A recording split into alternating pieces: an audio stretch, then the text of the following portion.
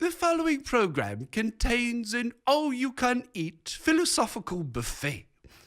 If you suffer from mental indigestion, Randall may not be right for you.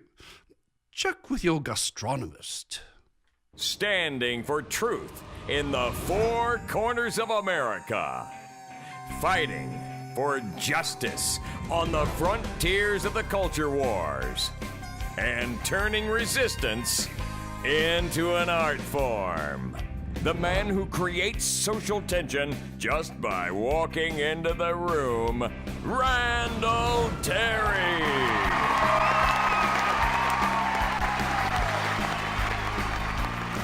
Welcome, ladies and gentlemen. Thank you. Almost witty, almost pretty, almost witty and pretty, but not gay. Welcome to the show, ladies and gentlemen. Thank you. You're very kind. I love you. I love you. And I love you from Al Jazeera and Hezbollah. We're going to talk to you a lot today about those Israeli people.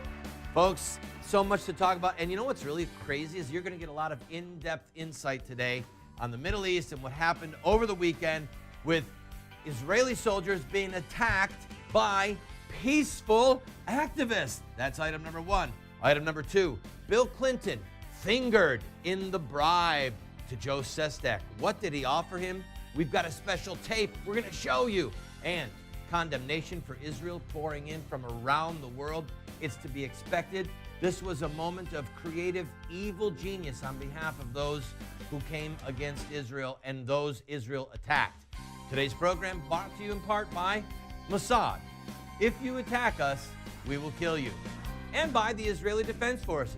If you attack Mossad, we'll kill you too. We've got a quick word from my friend, Captain Scurvy, and then analysis of today's show. Don't go out. Right back. Ahoy, matey! Whilst I'm waiting for me check from British Petroleum, I've got some advice for the executives there. Go to the government and ask them for a bailout. Aye, if they're going to bail out the criminals at General Motors and Wall Street and the banks and the insurance industry, why shouldn't they bail out their fellow pirates at British Petroleum? And that monstrosity, Eric Holder, saying he's going to bring criminal charges against you. Ignore him. Go straight to Obama and ask him for a bailout. That's what a good pirate would do. Hi.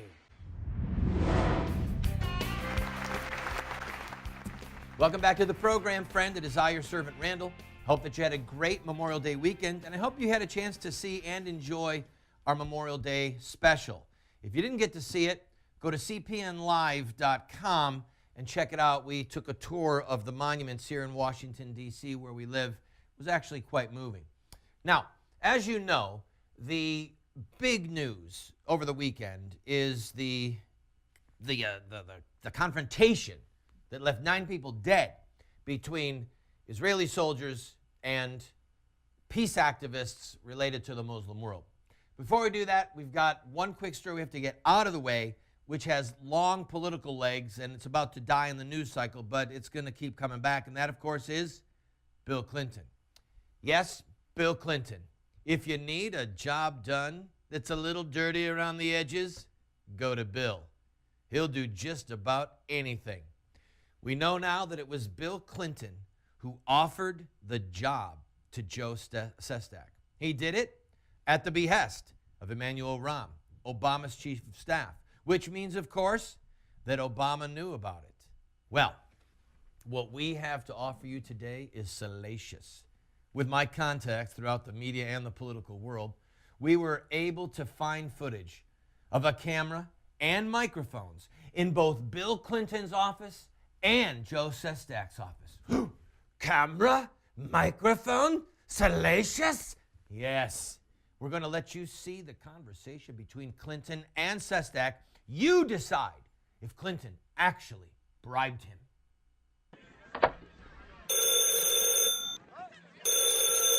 Hello, Joe. It's me, Bill. Hey, Bill. Yeah, listen, I'm at the office in a big project, so I don't have a lot of time. Listen, Barry asked me to give you a call and offer you a job if you'd pull out of the race against Spectre. Yeah. No, I'm serious. What kind of job? Yeah, here's one of them. Czar of Vice. Huh? Yeah, czar of vice. It's a new position they're going to do. That whole prostitution thing out there in Nevada is working pretty good for fundraising for them. So he'd put you in charge of the whole vice thing. And trust me, the benefits are incredible. Bill, I'm married. Yeah, well, I am too. It's no big deal. Well, all right. Well, just think about it anyway. Okay. No, I don't I'll think talk so. to you. All right, to the top story, probably for today, tomorrow, the next day. This is not going to go away for a while. Israeli soldiers killed at least 9 peace activists when they were off the coast of the Gaza Strip to bring medical care, perhaps some type of relief to the beleaguered people of Palestine. Now, I intend to take slow, deep breaths and to analyze this and hopefully to give you something that you can take away for the rest of the show. First of all, quick details. We know that there are at least 9 dead. Perhaps there are people missing.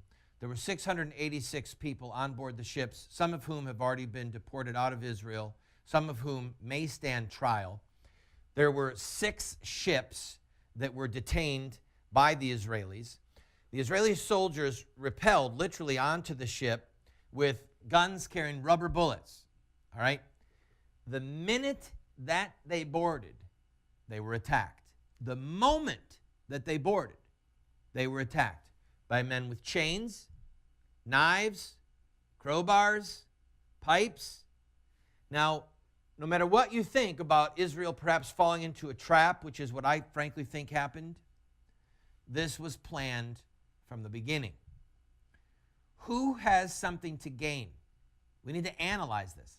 First of all, do you understand that I believe all of the dead are Turkish? Most of the wounded are Turkish. What that means is that they got together ahead of time and planned this. And they said, the minute that the Israelis board, because they knew that they would board, we attack them. It's very likely that the Jordanian journalists and the people from the Philippines or Malaysia and the various countries that were on board had no clue what was going to happen. None. Did you know that Turkey is one of the only nations in the Middle East with full diplomatic relations with Israel? And did you know that Turkey is not a Muslim government? When the Ottoman Empire collapsed at the end of World War I, a man named Ataturk took control of the government in the early 20s and basically outlawed Sharia law. He actually executed Islamic men who refused to stop wearing the fez, that turban on the top of their head. He said, if you want to wear hair, it has to have a brim like Western hats. He was determined to break the back of Islamic law in Turkey. Well, he succeeded, but there has always been a group of Islamic militants who want to bring Turkey back to its former glory as a Muslim nation under Islamic law. So, with Turkey having normal relations with Israel, they are the odd man out in traditionally Islamic nations. So what happens? These Turkish Islamic militants have weapons. They attack the soldiers. They know that some of them might actually be killed, but they also know that it's going to put their government in a horrible quandary. And so what happens?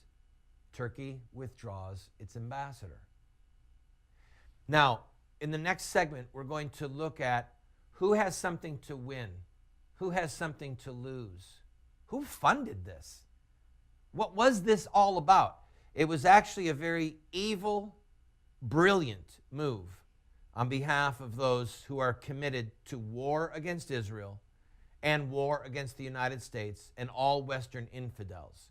I've also got a new song for you called Sweet Muslim Crude. Oh yes, go to your filling station, pump in money to help pay for the murder of Americans. Don't go away, I'll be right back. No, Randall wasn't at the Battle of the Alamo, and you wouldn't have been either if you were that sick.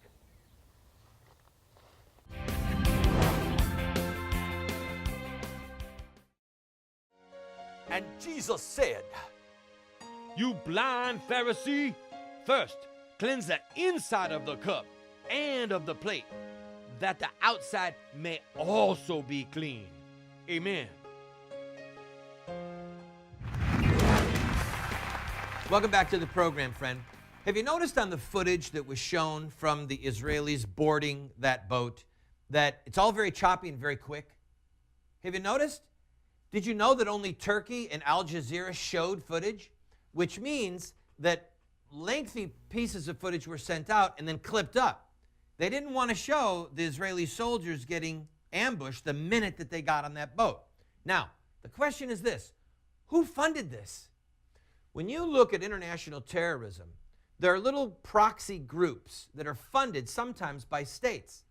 I'm not saying what the people on the boat did was by definition of active terrorism, because I don't think it was, but it still functioned under the same principle. Unite the Arab world against the Jews. Unite them against the U.S. Unite them against the UN. Get Turkey out of the picture. Get all eyes off of Iran. This was dark, evil, political brilliance on the part of someone. And now everyone is falling right into the trap, condemning Israel, and all eyes are off of Iran and their nuclear program. Who funded it? Who has something to gain from it? I don't know. But if you think this was just a little peace mission that went awry, you're crazy. They were waiting with chains and knives and pipes and crowbars. And unfortunately, Israel fell into the trap. Here's a new song for you. I hope that you like the irony. It's a bitter pill. It's called Sweet Muslim Crude.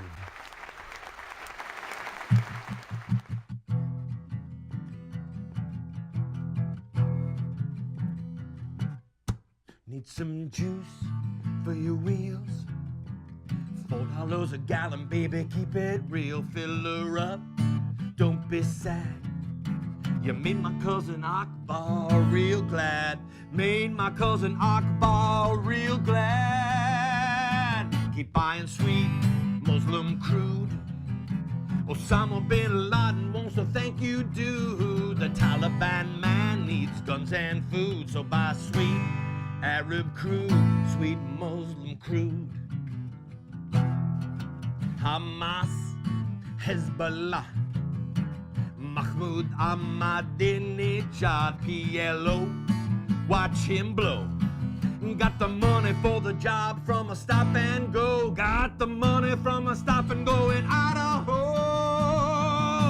Keep buying sweet Muslim crude.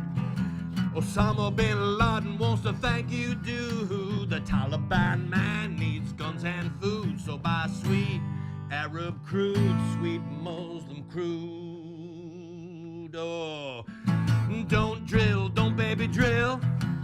Got some infidel Americans we wanna kill. Allah be praised. And got the money for my training from the USA. Got the money for my training from the USA.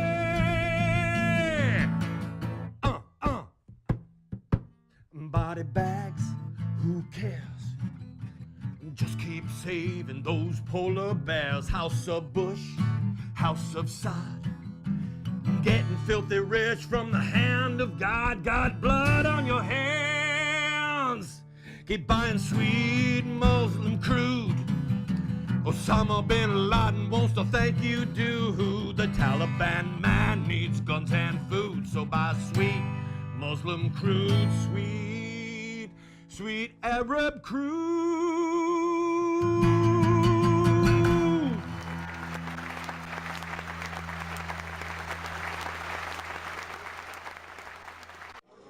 And your platform will be no property taxes, no IRS, no Social Security, no abortion, and no homosexuals. Good luck with that, buddy. And your camera tactics don't scare me.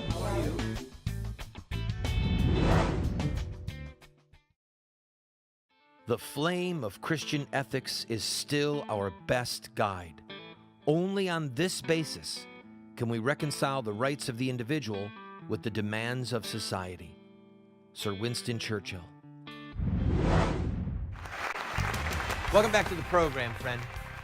One of the things that we're going to do with this show is to look at historic Islam, to dig, to mine, and to let Islam speak for itself. Not what we wish it was, not what certain moderates say that they want it to be, but simply what it is. Tunisian writer Mahmoud Abdul Mahwa stated that, quote, Islam is a political system. Hear that? A political system, inasmuch as it is a religious one.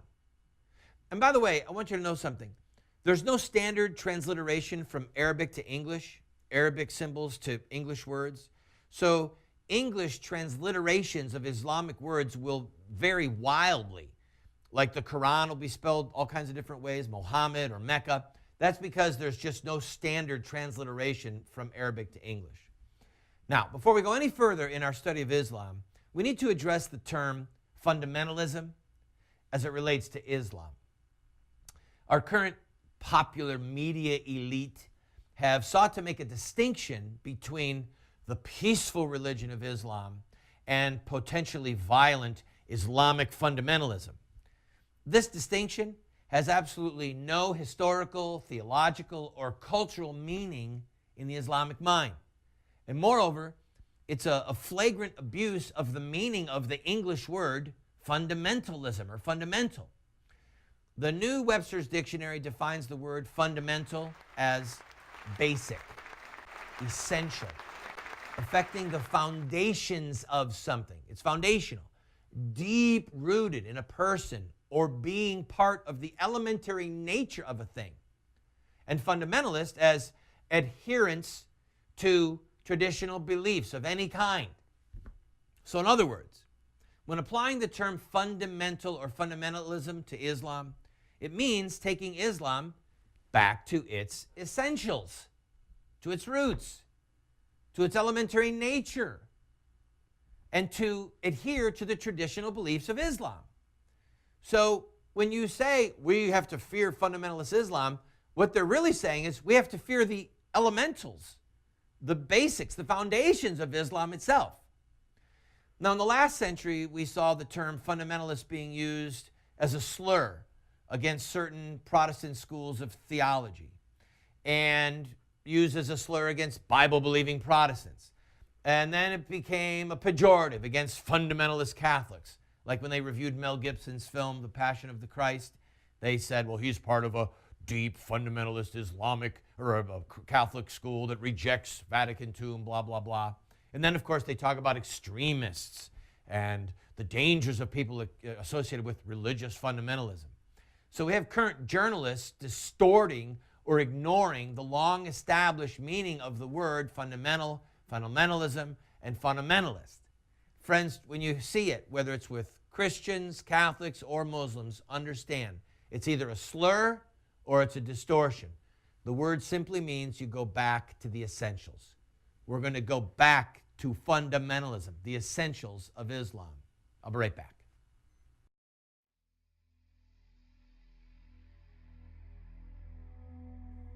How long, O Lord, wilt thou look on?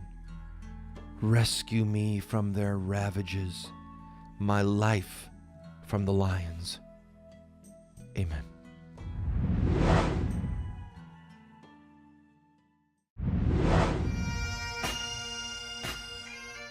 Hi, friend, I'm Randall Terry. George Washington said, it is impossible to rightly govern without God and the Bible. That would explain why Islamic governments who turn to the Quran and to the life of Muhammad cannot rightly govern, why they become tyrannical. As I mentioned in the last section, the most accurate description of faith in Muhammad's message, besides simply saying Islam, would not be the slur fundamentalist Islam. Maybe it would be Orthodox Islam, or perhaps historic Islam. The recent rise of a few scattered Muslim intellectuals who seek to divorce historic Islam and the Quran from the mission of world conquest or world subjugation have not altered the fundamentals or the foundation or the basics of the Islamic faith. And another thing is these moderate Muslims who say, well, we're moderates, it's those fundamentalists you have to watch out for, they're knowingly playing to a Western ear for sympathy and for affirmation. And the Islamic world just ignores them. Or even worse, they target them as traitors. Why are they targeted as traitors? because Islam admits no change. It hates change. It condemns the very notion of change from the original message of Muhammad. So Muslims who hold to the historic Islamic faith, they not only reject the Bible, they reject moderate Muslims who want to change Islam. We'll talk more about it tomorrow.